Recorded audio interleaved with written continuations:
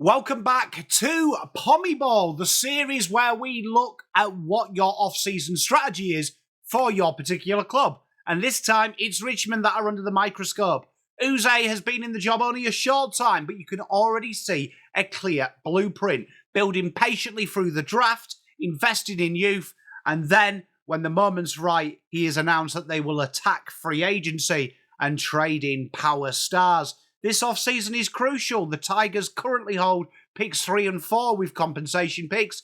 The best draft hand you could possibly have when you're rebuilding. They've cleared senior space, the delistings of Boa, Blight, Kalina, Kajitsky and McIntosh. And they face key calls on younger players such as Sonzi, Young and Caleb Smith. Add to that the need to promote Seth Campbell. This list is suddenly looking primed, and it's where the juggling act begins. So where are Richmond heading? What are the clear needs, the data insights, and can they maximise those top picks, setting themselves to attack free agency hard in 2026? Let's break it down.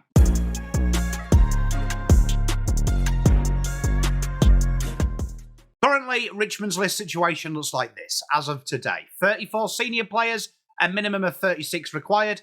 4 rookie A's, a minimum of 6, and 1 rookie B. So that's within range. You can have 0. So that's 39 players. League allows 37 and 40 to 44.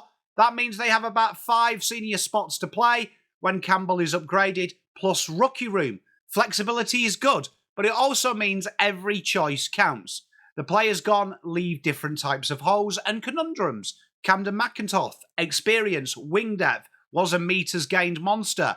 Boa, Blight, Kajitsky, Kalina, speculative toe depth, meaning Richmond's key stocks look a little bit thinner.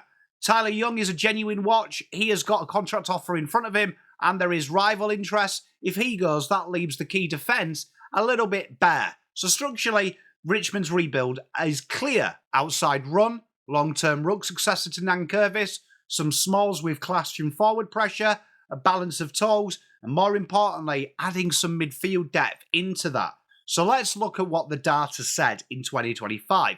Scores from D50 chains, bottom 6. They struggle to rebound cleanly, which is the modern day essence of the game. Forward half tackles, bottom 4. Pressure smalls, they have been inconsistent. It gives you a break if you can lock it in. Hit outs to advantage, they're about average. That's when Nankervis, the future of him, shows where it is. When he hasn't played, it has dropped badly. There's no young ruck really in the waiting. Clearance differential is negative. The biggest issue, though, from this is efficiency per clearance, which was bottom 3rd. Too many wasted first possessions. This aligns perfectly with the list needs above. They can't just load up on toes. They've got to draft in key role players. Now it's about getting that polish, speed, and pressure around what looks like a solid spine they drafted in 2024. So let's look at the draft strategy. 3 and 4 after the comp picks. This is where Richmond's rebuild takes shape. They can control the top end of the draft, but here's the dilemma. Do they go for pure need or best available candidate? So let's look at them candidates. First off the rank, Dyson Sharp. My pick number 1. Central Districts, 187. For me, the best inside midfielder in this competition. Captain material, incredibly strong, congested and contested profile, breaks tackles, 14 touches, 3.3 clearances in senior SANFL league, showing as an underager he can play with the big boys. I feel like with Taranto and Hopper, this guy learning off him ticks every box. Will Duursma's another one. Outside mid, can play anywhere though. A wingman with speed, class, can play in the inside. Definite modern day superstar. This guy here would be a huge upgrade on McIntosh day 1. The only issue is he probably goes top 2.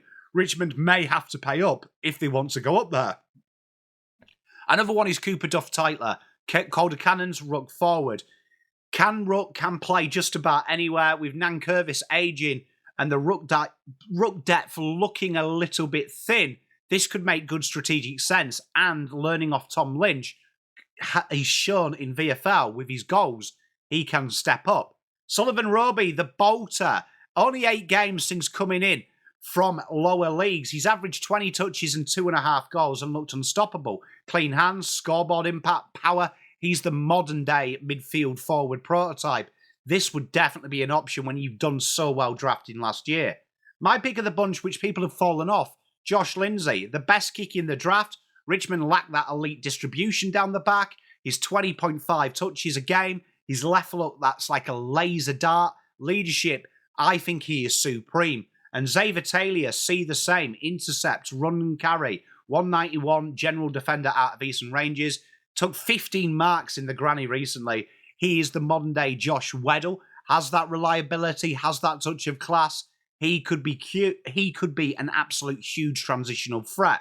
So realistically, if Richmond can take two of Sharp, Duursma, Robey, Lindsay Taylor, Tytler, that's the spine that will really set you up for the next decade. Now, the other question is split or trade.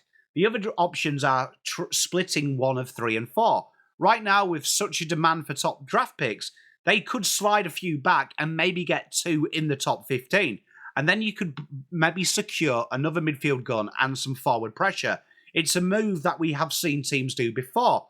It's going to be interesting because there's also the other argument that maybe you'd use future picks to get into this draft. This is a move that Hawthorn and Collingwood have made quite famous. Richmond have cap space galore, and in 2026, there's a host of stars out of contract. Zach Bailey, Ben King, big free agents. Draft now, star hunt next year, almost like the afterpay of draft Arsenal. The Tigers don't just want stars, though. They also want to build depth. And this is where the Moneyball, Moneyball picks come in.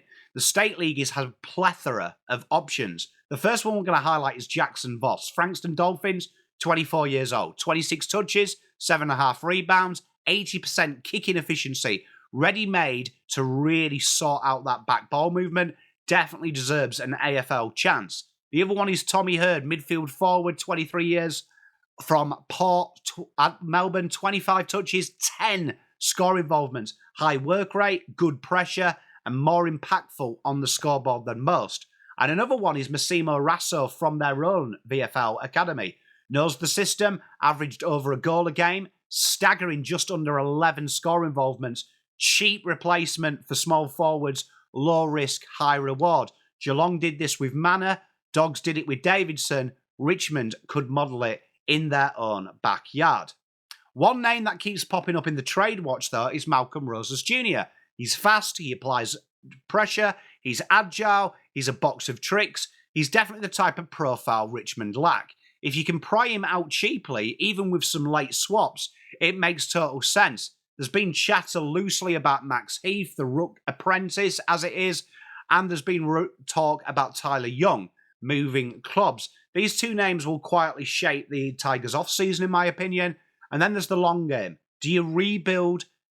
How is it? At the moment, it looks very similar to Hawthorn. Draft the foundations. Then when the stars are available in 2026, that's why you open the cap space. Imagine if this side could add Zach Butters or a Ben King when they've already housed players like Sharp, Hopper and co in there. That forward line would be supreme. The back line looks fairly strong with Bolter down the back. This horizon for the future is incredibly exciting. What makes this off-season powerful for Richmond isn't just their draft. It's the cultural reset. Yze has said, we're going back to the draft this year. That's a statement. That is a big identity statement. It tells the Richmond fans that they are looking at the long haul to build a dynasty. And with patience, smarts, and a bit of shrewd investment, 3 and 4 could land them 2 genuine superstars. Add some State League punts for depth. Rosas comes in and cap space next year. Here's the kicker. That model mirrors what Hawthorn did. Go out there and acquire top-level talent. And suddenly, we are talking about a dynasty for 4 to 5 years. This summer's Richmond's path is clear. Draft hard, add polish, add speed, add pressure, protect your stocks, and set up 2026 to land a marquee name. So that's Richmond's total off-season strategy. Picks 3 and 4 will be your golden ticket. Do you hope Sharp, Duursma, Duff-Tytler slide? Do you take a punt on the draft Bolter, Robey? Do you split one for depth, or do you trade back in using futures and set up 2026 as the year you go hard? And what do you think about finding some State League performers to unearth the next Sean Manor? Voss and Rasso look incredible talents. The Tigers attack the draft hard, but the bigger play is what comes next. Once the foundation is set this summer, Richmond could be that club that goes bang in free agency in 2026. So what do you Tigers think? Who would you like to see come in your first 2 picks? Would you like to split one? Would you like to trade in to the teens and get some talent there? And in Malcolm Rosas, that guy you want. Drop your thoughts in the comments. Don't forget to like and subscribe. So much more breakdowns to come. And until next time, see you soon. Pom out.